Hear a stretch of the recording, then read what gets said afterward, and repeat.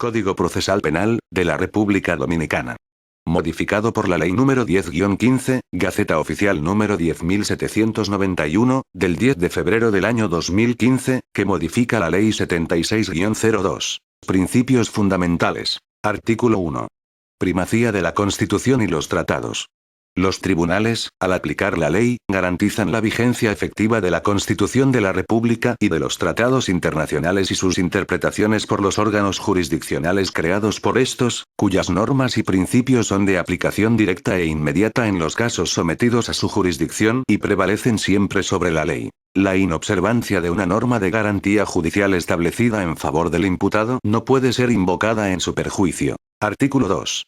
Solución del conflicto. Los tribunales procuran resolver el conflicto surgido a consecuencia del hecho punible para contribuir a restaurar la armonía social. En todo caso, al proceso penal se le reconoce el carácter de medida extrema de la política criminal. Artículo 3. Juicio previo. Nadie puede ser sancionado a una pena o medida de seguridad sin un juicio previo. El juicio se ajusta a los principios de oralidad, publicidad, contradicción, inmediación, celeridad y concentración. Artículo 4. Juez natural.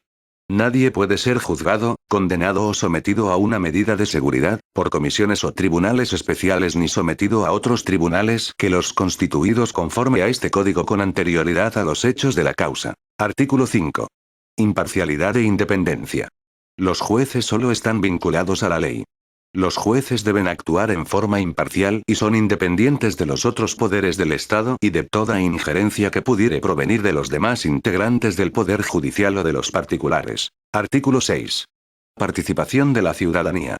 Todo habitante del territorio de la República tiene el derecho a participar en la administración de justicia en la forma y condiciones establecidas por este código. Artículo 7. Legalidad del proceso.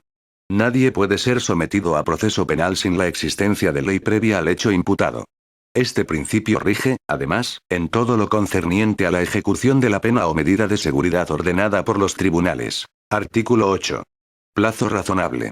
Toda persona tiene derecho a ser juzgada en un plazo razonable y a que se resuelva en forma definitiva acerca de la sospecha que recae sobre ella.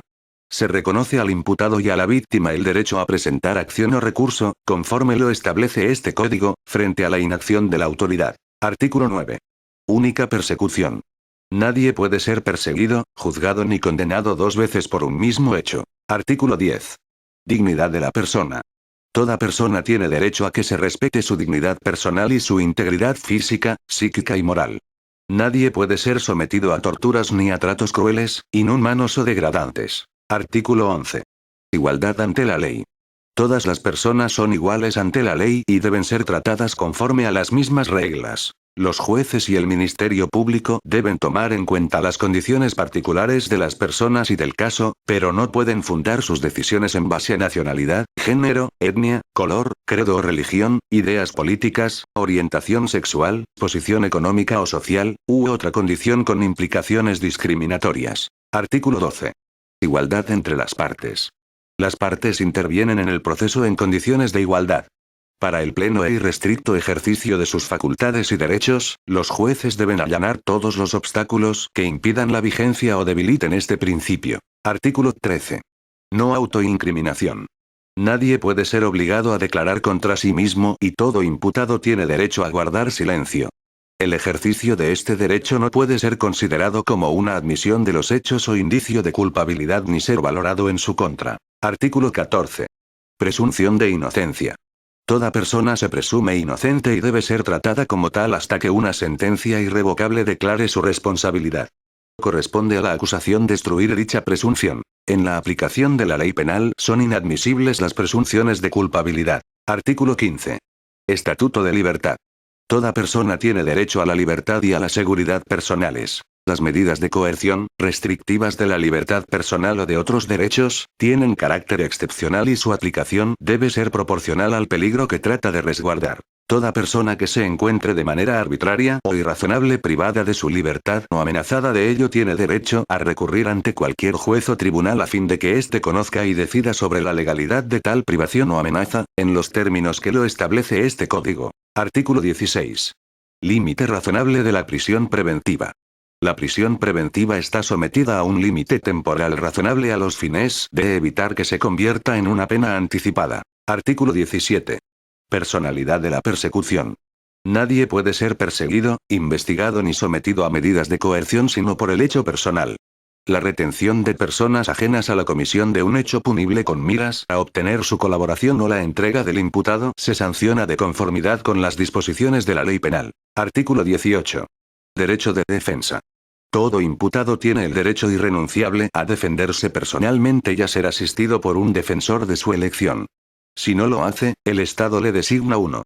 El imputado puede comunicarse libre y privadamente con su defensor desde el inicio de los actos de procedimiento y siempre con anterioridad a la primera declaración sobre el hecho. El defensor debe estar presente durante la declaración del imputado. El Estado tiene la obligación de proporcionar un intérprete al imputado para que le asista en todos los actos necesarios para su defensa, si éste muestra incomprensión o poco dominio del idioma castellano. Artículo 19. Formulación precisa de cargos.